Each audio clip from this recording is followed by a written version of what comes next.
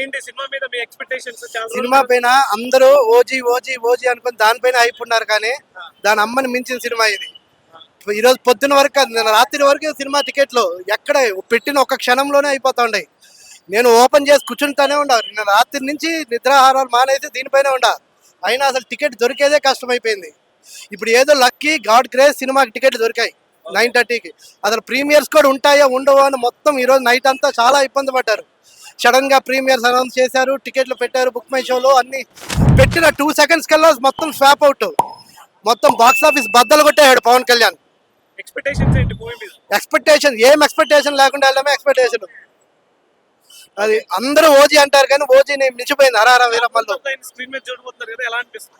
చాలా రోజుల తర్వాత అయితే మాకు స్క్రీన్ పైన ఆఫ్ స్క్రీన్ ఆన్ స్క్రీన్ ఎక్కడైనా పవన్ కళ్యాణ్ కనిపిస్తే చాలు, నటించినా నటికపోయినా, తిన్నా తినకపోయినా ఒక నడక, ఒక స్మైల్. రికార్డుల గురించి కొత్తగా చెప్పక్కర్లా, ఆయన సృష్టించిన రికార్డులు ఎక్కడ ఉంటాయి. ఒకసారి పవన్ కళ్యాణ్ వస్తే ఇంక ఏ రికార్డు ఉండదు. ఒక స్లోగన్ పవన్ కళ్యాణ్ గారు చూడ, రావడం లేట్ అవ్వచ్చేమో కానీ రావడం మాత్రం పక్కా. Super, enjoy the film. Thank you.